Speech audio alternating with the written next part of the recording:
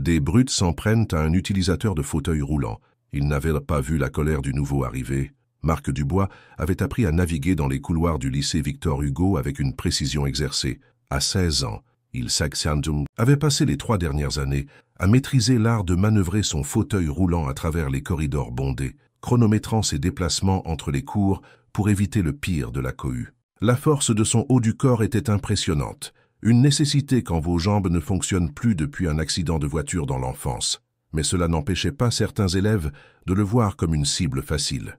Roulette bloque encore le couloir, vint le ricanement familier d'Antoine Lefebvre, le roi autoproclamé de la classe de première. À 17 ans, Antoine avait la carrure de quelqu'un qui passait juste assez de temps à la salle de sport pour intimider, mais pas assez pour être considéré comme discipliné. Ses cheveux blonds sable étaient perpétuellement coiffés de cette manière délibérément désordonnée, qui demandait plus d'efforts qu'il ne l'aurait jamais admis, et son blouson, gagné, beaucoup le soupçonnaient, grâce aux généreuses donations de son père plutôt qu'au mérite sportif, était porté comme une armure. Marc garda les yeux fixés devant lui, faisant semblant de ne pas entendre alors qu'il continuait vers son cours de physique. Il avait appris qu'interagir ne faisait qu'empirer les choses. « Je te parle, Roulette », persista Antoine, flanqué de ses 2 fidèles acolytes. Julien Martin, un roux dégingandé aux joues marquées par l'acné et un sourire narquois, sa permanent, et Hugo Bernard, dont la taille imposante et les larges épaules faisaient de lui le muscle du groupe malgré son intelligence limitée. « J'essaie juste d'aller en cours »,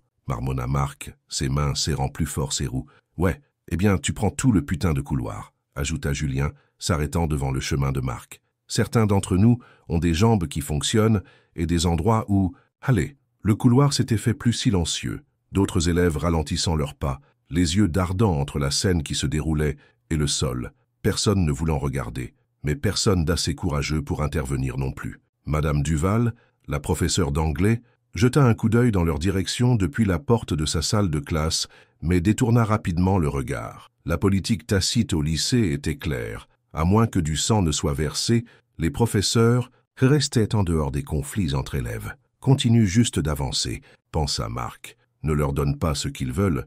Peut-être que si tu n'étais pas si putain de lent, » dit Antoine, poussant négligemment le fauteuil de Marc par derrière, le faisant basculer en avant. « Le reste d'entre nous ne serait pas toujours en retard. » C'était une scène familière qui se jouait plusieurs fois par semaine.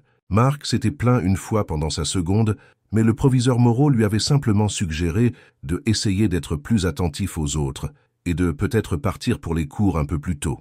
Après cela, Marc avait appris à baisser la tête et à endurer. Ce que personne ne remarqua, c'était le nouvel élève qui observait depuis son casier tout proche. Léo Garcia avait été transféré au lycée Victor Hugo 3 jours auparavant et avait passé ses jours à observer, évaluer et rester largement silencieux.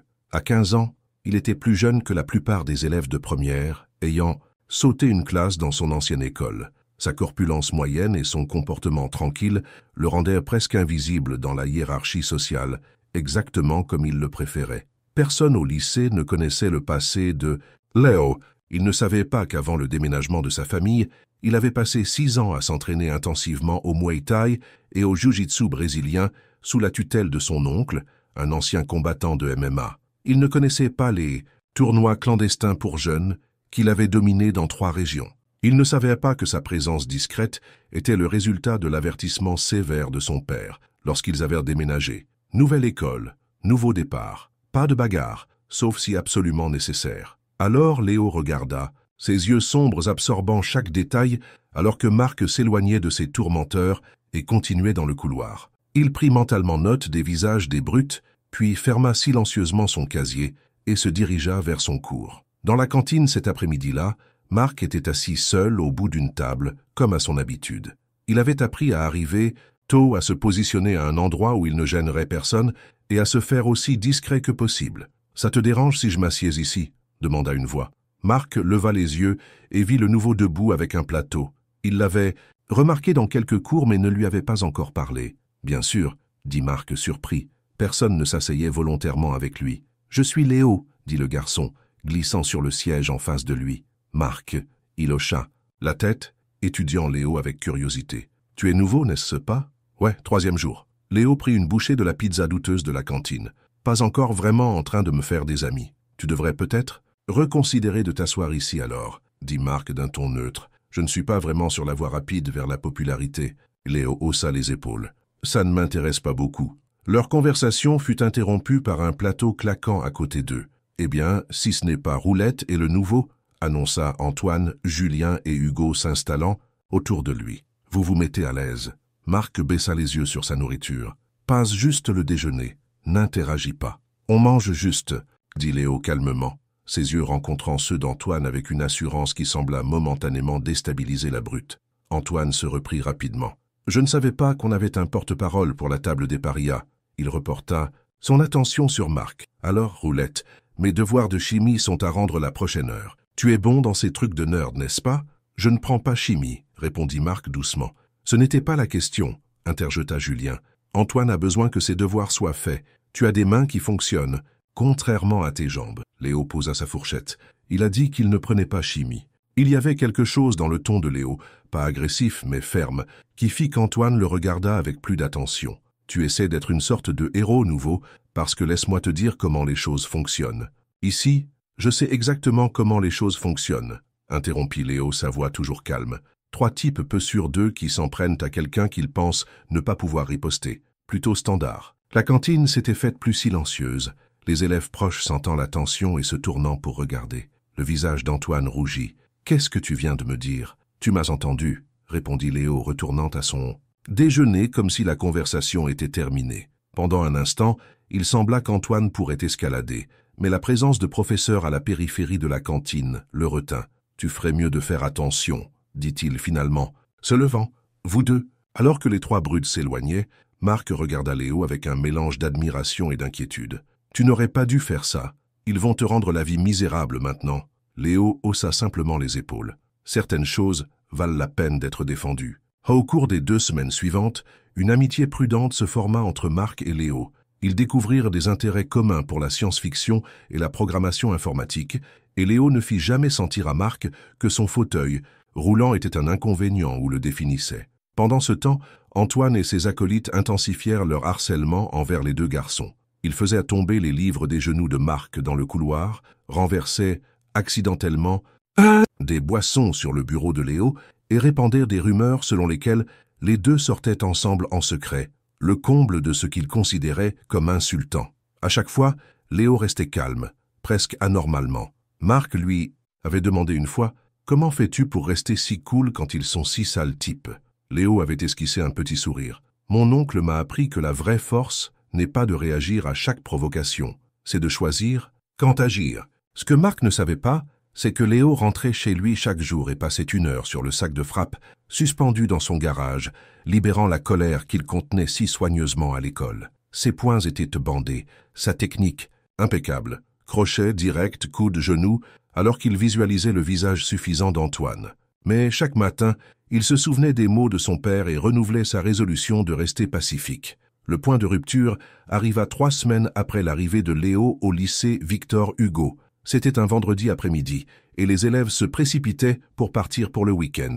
L'escalier principal était bondé comme d'habitude, avec Marc attendant patiemment à l'ascenseur, réservé aux élèves à mobilité réduite. Hors service, lisait l'affiche manuscrite scotchée sur la porte de l'ascenseur. Marc soupira. Cela arrivait au moins 1 fois par mois, que ce soit à cause de problèmes mécaniques réels ou de l'idée de quelqu'un pour une mauvaise blague, il n'en était jamais sûr. L'alternative était un ascenseur de service à l'autre bout du bâtiment, ce qui ajouterait 10 minutes à son trajet pour rentrer chez lui. Il tourna son fauteuil roulant et commença à se frayer un chemin à contre-courant du flot d'élèves lorsqu'il entendit la voix d'Antoine derrière lui. « Où crois-tu aller, Roulette ? Tout le monde essaie de partir. » Marc continua d'avancer. « L'ascenseur est en panne.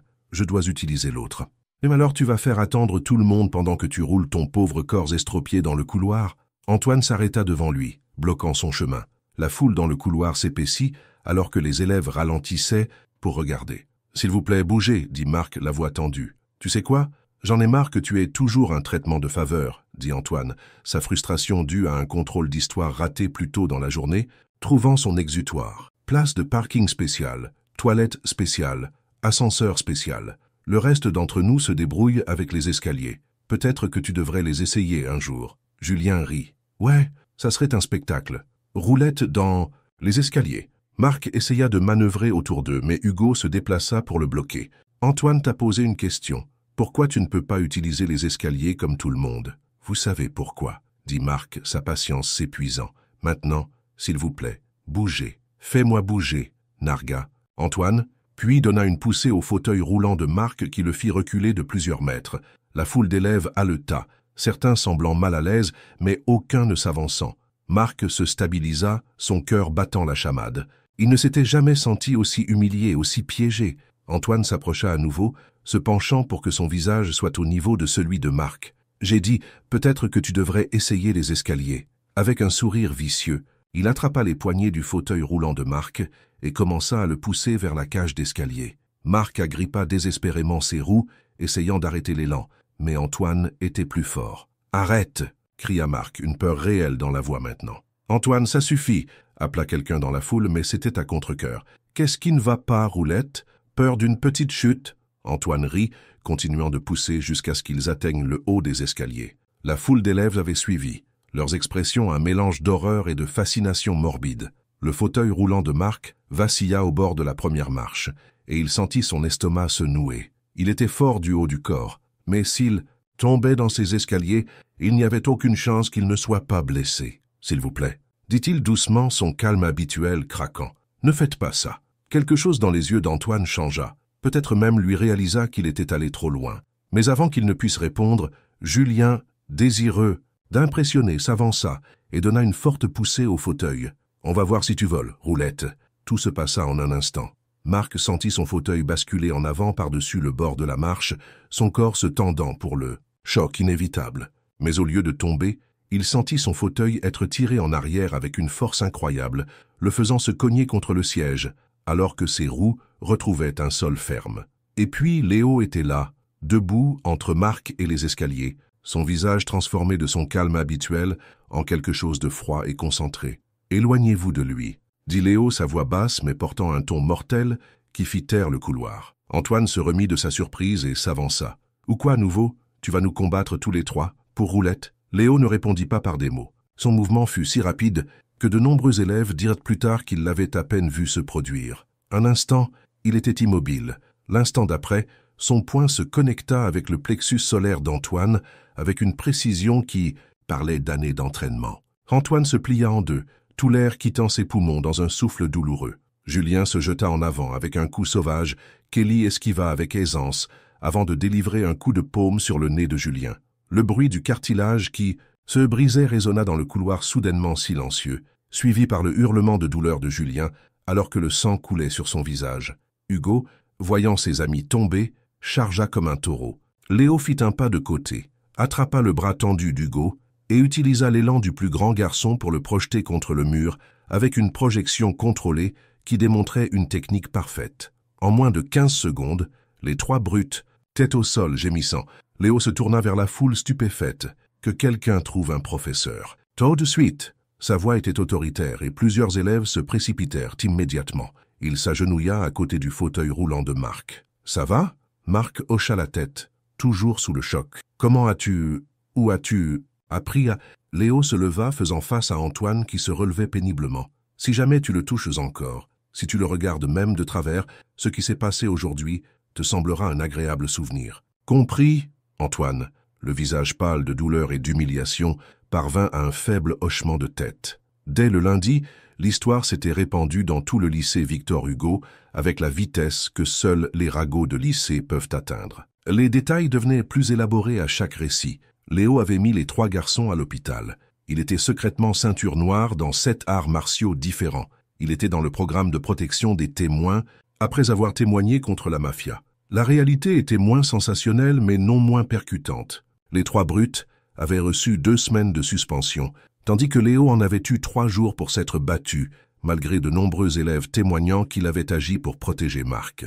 L'ascenseur fonctionnait mystérieusement à nouveau dès le lundi matin, et le proviseur Moreau s'était soudainement montré très préoccupé par les questions d'accessibilité sur le campus. Pour sa part, Léo resta discret sur ce qui s'était passé, éludant les questions par des haussements d'épaules et changeant de sujet. Ce fut Marc qui obtint finalement l'histoire complète pendant la suspension de Léo, lorsqu'il se rendit en fauteuil roulant à la maison des Garcia après l'école pour apporter les devoirs. Mon oncle dirige une salle de MMA dans notre ancienne ville, expliqua Léo alors qu'ils étaient assis dans son garage, le sac de frappe suspendu à proximité, témoignant de son entraînement. Je m'entraîne depuis que j'ai 9 ans.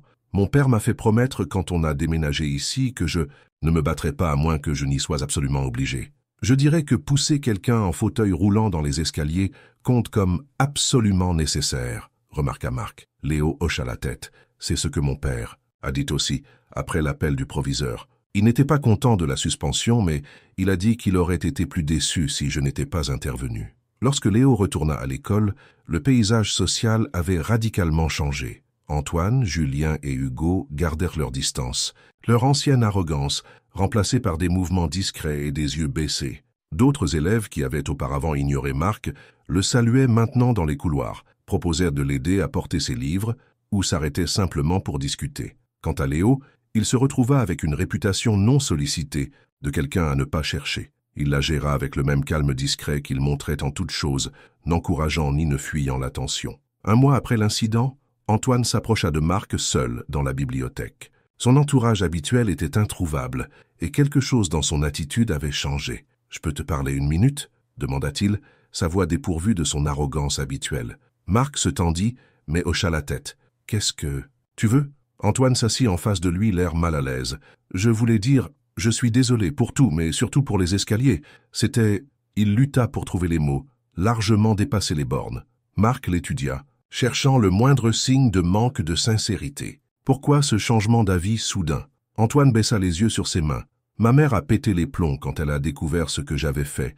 Elle m'a fait passer ma suspension à faire du bénévolat dans un centre de rééducation pour blessés médulaires. Il marqua une pause.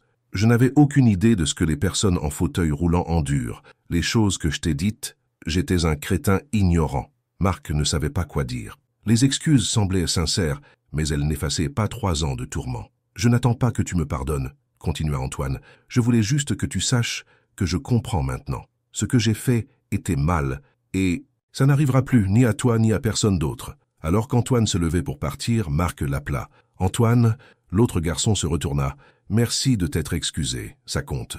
Antoine hocha la tête une fois, puis s'éloigna. Plus tard ce jour-là, alors que Léo et Marc déjeunaient ensemble, maintenant à une table qui s'était progressivement remplie d'autres élèves qui avaient gravité dans leur orbite, Marc raconta la conversation. « Tu penses qu'il est sincère ?» demanda Léo. Marc réfléchit à la question. « Je pense que oui. Les gens peuvent changer quand ils sont forcés de voir les choses différemment. » Léo hocha la tête pensivement. « Mon oncle dit toujours que le combat devrait changer les esprits, pas seulement les corps. Sinon, ce n'est que de la violence. » Au fur et à mesure que le semestre avançait, le lycée Victor, Hugo se transforma lentement. Le changement n'était pas spectaculaire ou immédiat, mais il était réel. Marc se retrouva inclus dans des groupes d'études et invité à des fêtes. La confiance tranquille de Léo et son refus d'exploiter ses compétences en combat lui valurent le respect au-delà de la simple peur. Même Antoine, Julien et Hugo commencèrent un chemin de rédemption progressif, ne devenant pas amis avec Marc et Léo,